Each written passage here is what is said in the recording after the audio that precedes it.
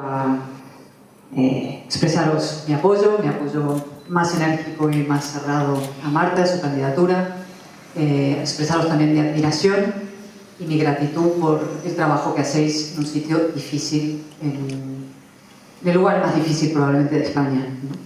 Yo creo, y lo he dicho muchas veces, en tres cosas. Creo en la política, creo en las ideas y creo en la valentía. Creo que no hay nada más importante en la vida que el valor, y el valor que vosotros demostráis aquí es ejemplar para todos nosotros. Digo que creo en la política porque se ha convertido en uno de los oficios más denostados y devaluados. Mi gran maestro, un gran profesor que tuve, mi supervisor de tesis doctoral, se llamaba John Eliot, que conocía muy bien Cataluña, cuando yo le dije que iba a dejar el estudio de la historia para dedicarme al periodismo, sacudió tristemente la cabeza, ¿no? Le pareció una degradación.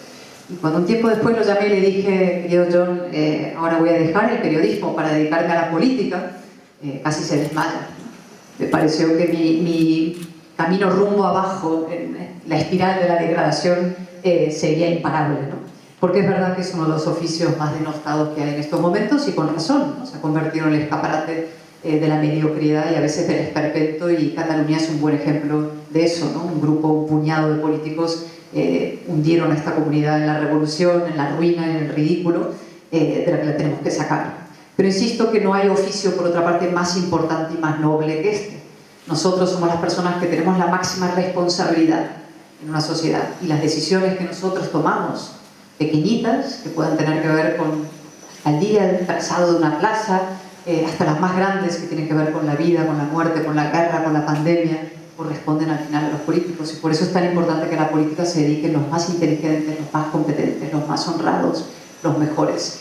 Y Marta lo es. Y por eso yo quiero apoyar a ella, a toda su candidatura, y daros todos mis ánimos. Segundo, las ideas. Nosotros no estamos aquí, menos en Cataluña, simplemente buscando cargos. Si estuviéramos buscando cargos estaríamos en otro lugar. Estamos aquí por convicciones, y las ideas son cruciales. Hay gente que cree que hay que ganar a pesar de las ideas, y nosotros ganamos con nuestras ideas. Hay gente que cree que los seres humanos son puramente máquinas materialistas, que solo les importa el bolsillo es muy importante, pero no es verdad. Los seres humanos somos animales morales, tenemos ideas, tenemos ideales y aspiraciones, y por tanto las convicciones, las ideas son esenciales, y son las que cambian el mundo para bien o para mal a veces. Y tercero, como decía, el valor y la valentía. Yo se lo digo a mis hijas, que son pequeñas, digo, en la vida el baño María no existe. Vivir al baño María, poca gente tiene ese lujo, al margen de todo. La vida es conflictiva, y ahí lo importante es asumir ese conflicto. Y cuando la izquierda y el nacionalismo lo que hacen es plantearte una perversa disyuntiva, sumisión o conflicto, decir, pues conflicto es mejor que la sumisión. Y por eso estamos aquí. Voy a hacer un análisis, intentar no extenderme, porque lamentablemente tengo una tournée esta mañana muy complicada, pero sí entender qué es lo que está detrás de todo esto, qué está pasando, ¿no? Me ha hecho mucha gracia un par de cosas, gracias, bueno, me comentaba Lorena, es verdad, sobre Irene Montero, ¿no? Claro, Irene Montero el otro día le encaró a una señora, y le preguntó por su casa, ¿no? Por su chalet de Galapagar, célebre. Y ella, incendiada y enfadada, decía, tengo derecho, yo he heredado, y la casa es mía, la compré con mi marido. Efectivamente, ¿no? Y ahí está la radical hipocresía de toda esta gente que luego dice que, ¿no?, la ocupación es un derecho, los vulnerables. ¿Y si lo ocuparan su casa? Si lo ocuparan su casa, la señora Montero, ¿qué opinaría la señora Montero? Si tanto se enfada cuando una señora le pregunta por su derecho a tener esa casa, ¿no? Es la radical hipocresía que hay detrás de todo esto. Y vamos a ver qué hay detrás de todo esto, ¿no?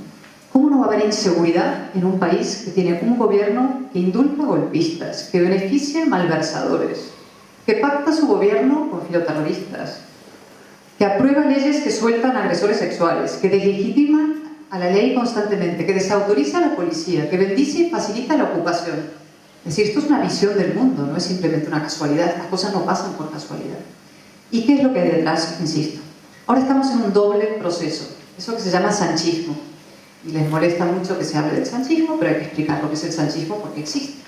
Es un doble proceso, un proceso que aboca a España a la decadencia, y a la división. Ese proceso tiene una parte política y una parte social. La parte política es la impugnación, la liquidación del orden constitucional del 78.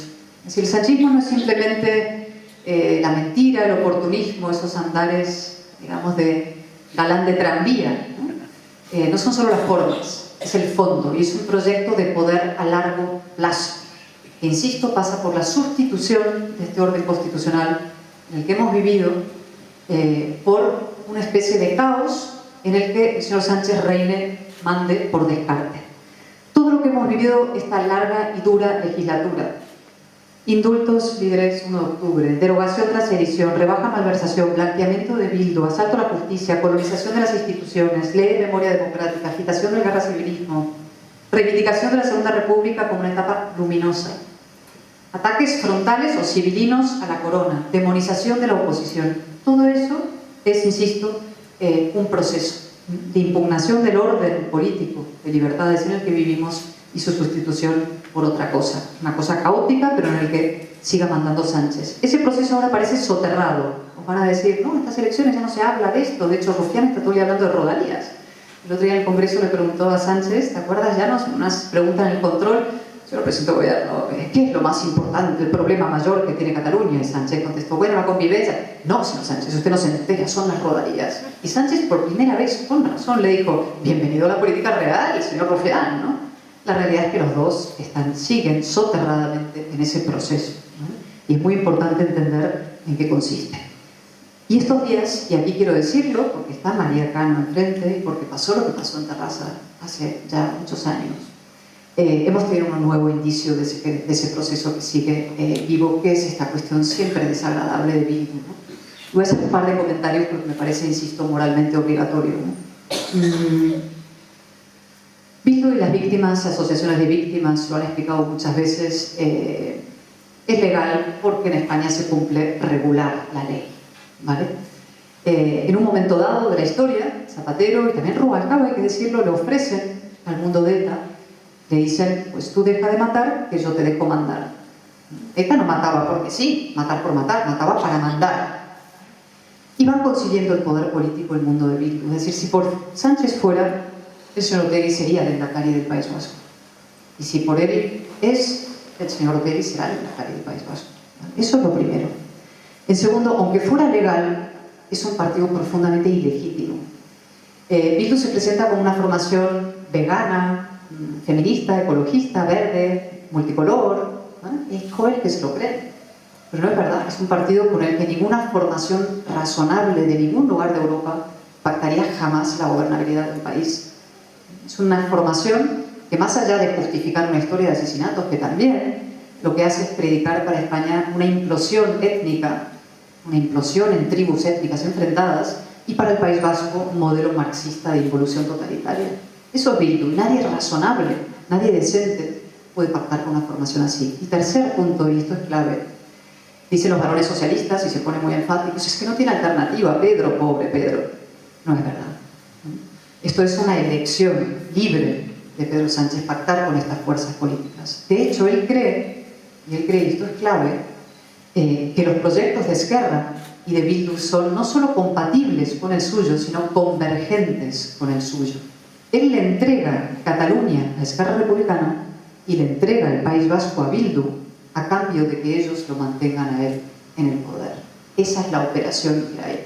Y es una operación perversa. Y es una operación que hay que desmontar y que hay que explicar. ¿Cómo lo justifican? Porque esto queda feo, claro. Primero, en el mito de que todos somos comunes antifranquistas. Es decir, sustituyen la legitimidad de la transición, del gran pacto político de la transición, por el antifranquismo como fuente de legitimidad. Y en segundo lugar, en el modelo social. Somos todos de izquierdas. Nuestro modelo social es el de los trans, los ocupas y las PAMS. ¿Vale? Entonces, ahí es donde está la clave. El modelo social es la segunda parte del proceso. Ese modelo social no es casualidad. ¿De dónde sale, de dónde se exporta? ¿Cuál es la zona cero de ese modelo social? Cataluña. En Cataluña nace el proceso político, con la pata del País Vasco, se convergen, pero aquí también está ese modelo social de ingeniería social en marcha. Entonces, ¿eso en qué consiste? Voy a intentar ser breve, de verdad. Es un ataque a todas las cosas, todos los valores, todas las ideas que han hecho al mundo próspero en los siglos. Primero es un ataque a la verdad. El valor de la verdad se ha destruido, ¿no? Y eso ha pasado, por supuesto, el proceso separatista, es un ataque a la verdad. Todo esto, Cataluña fue una nación, falso. España nos roba, falso. Cataluña será una nación europea, no sé qué, una inmensa ficción. Las mentiras de Sánchez, lo mismo, no pactaré jamás con Bildu, mentira, no pactaré jamás con Podemos. Voy a construir 100.000 viviendas, todo es ficción. La palabra, la verdad, se ha devaluado. Hasta tal punto que los hechos se convierten en opiniones y las opiniones en hechos. Y en el discurso público, en los medios de comunicación, la verdad ya no importa, se ha diluido. Y cuando no hay verdad, no hay conversación y no hay democracia. En segundo lugar, la libertad. Atacan la libertad. Ellos no aceptan la idea básica de que su libertad se acaba cuando empieza la de los demás. Entonces, arrollan con la libertad. Prohibiciones de todo tipo, por supuesto el derecho de los niños a aprender en castellano, la libertad de elección en los colegios, etc., no existe, ¿no? Y acaba en algo bastante siniestro y perverso, que es la violencia política que hemos vivido. Por supuesto la de ETA durante años, pero hemos vivido violencia política en Cataluña y se vive violencia política de manera sistemática por parte de la izquierda y el nacionalismo contra cualquiera que no opine lo mismo. En tercero, el ataque a la propiedad. Lo han explicado Llanos de manera brillante, lo ha explicado Lorena también de manera brillante. Si la propiedad privada es sagrada en democracia. ¿Y cuál es la primera propiedad que han atacado toda esta gente y esta convergencia? La soberanía, los derechos de ciudadanía. España es una casa también, una casa común. Es decir, entre el ataque a la vivienda del vecino, y esta casa es mía porque yo entro ahí, y el ataque a la soberanía común, a los derechos de ciudadanía, es exactamente la misma filosofía que está detrás. El cuarto, el ataque a la ley. La famosa frase de un socialista de Montilla: los tribunales no pueden juzgar sentimientos. Esa frase es capital en el mundo mental de toda esta gente. Es la idea de que los sentimientos, la voluntad, está por encima de la ley. Eso es corrosivo en democracia y eso es lo que está detrás del incumplimiento de las sentencias sobre el castellano, del incumplimiento de todo, la derogación de los delitos que se han producido por parte de Sánchez, la propia ocupación de viviendas. Es decir, mi voluntad está por encima de la ley, de las leyes y de lo que digan, ¿no? Quinto punto, el ataque a la autoridad. Lo han explicado ellas con detalle. La autoridad se destruye, la autoridad policial, la autoridad judicial, pero la policía. ¿La policía qué es?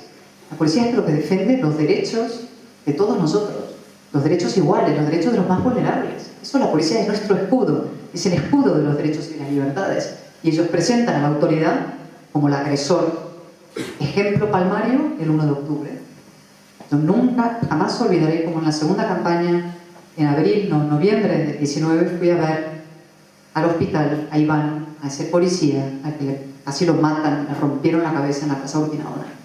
Y él me dijo una cosa muy impresionante de sus colegas que estaban también con él, no solamente lo que le habían hecho él, sino el horror de que fueran las propias autoridades políticas, el Estado, quienes les decían: ojo, ir con las manos atadas, no agredáis vosotros. O sea, esa indefensión que tiene la propia autoridad policial, porque los jefes suyos, políticos, no les dan el respaldo que necesitan frente a la violencia.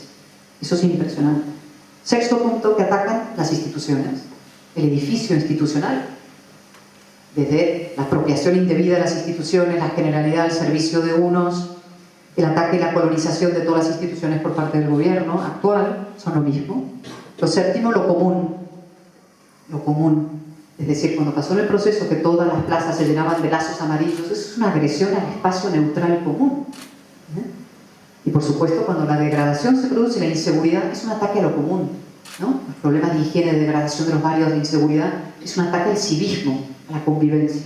Y por último, y casi lo más grave, diré, es el ataque al respeto a uno mismo. Todo este mundo del nacionalismo y del populismo lo que promueve es el victimismo. Es decir, la idea de que los ciudadanos, una persona, su futuro, su vida, no depende de su talento, de su esfuerzo, de su mérito, sino que es víctima de otros, del Estado, víctima de la casta, víctima de los emprendedores, los empresarios. Siempre somos víctimas. Eso destruye la humanidad y la ciudadanía, el valor más básico, y ese discurso promovido en los jóvenes es absolutamente disolvente y destructivo, ¿no? Con lo cual, ¿qué tenemos que hacer nosotros? Pues todo lo contrario, y ahí pasa, el primer punto van a ser estas elecciones, el segundo las generales. En la parte política, y esto lo he repetido todos a la saciedad, un proyecto de verdad alternativo, constitucionalista, de fortaleza y defensa del Estado, de deslegitimación del nacionalismo, de inversión en la mitad, presupuesto, meter dinero en la mitad constitucionalista de Cataluña y del resto de España, un verdadero plan de Estado de reafirmación constitucional, y en la parte social promover todos esos valores con una gran fortaleza de carácter que está siendo arruinados. Como decía, la verdad, tratando a los ciudadanos como adultos, la libertad en todos sus ámbitos, la aplicación de la ley y de toda la ley, subrayo siempre, las sentencias en castellano se tienen que cumplir, la ley de partidos se tiene que aplicar, la propiedad, tolerancia cero. Es insólito que puedan entrar en tu casa y no los puedas quitar. Estos días han salido noticias en los periódicos británicos estupefactos. No puede entrar lo que pasa en España. ¿Cómo es posible que pueda entrar una persona en casa ajena y no la pueda sacar en 18 meses o en 2 años? Es que es que esto ya ni es, esto supera el sentido común más esencial, ¿no? Respeto y fortalecimiento de las instituciones. Vamos a tener que despolitizar la justicia para que los jueces elijan a los jueces.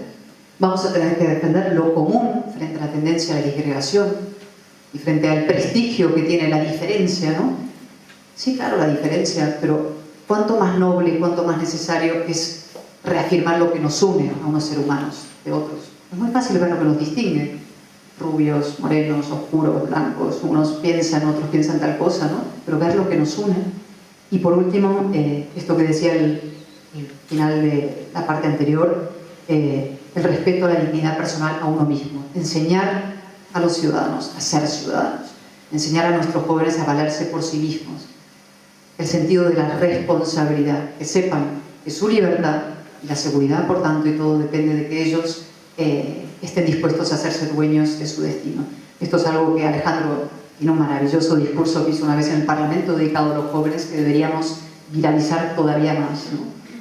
Animando a los jóvenes a levantarse por su propio pie, ¿no? A ser humanos, a ser ciudadanos. Eso es difícil, es un discurso difícil, es mucho más fácil decir gratis, total, los voy a regalar todo, el Estado os va a pagar todo, pero eso es una ficción y a la gente hay que tratarla como adulta y contarle la verdad. Y además estamos en política para hacerlo difícil, no para hacerlo fácil.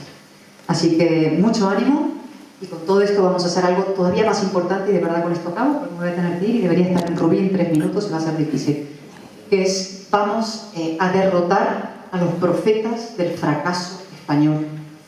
Hay gente que quiere que España fracase. Y luego hay mucha gente, la izquierda, el sanchismo es una forma de pesimismo. Es pensar que España está abocada a volver a las andadas, es pensar que España solamente puede ser un Frankenstein descosido, ¿no? Un duelo a garrotazos, un desencanto, y no es verdad.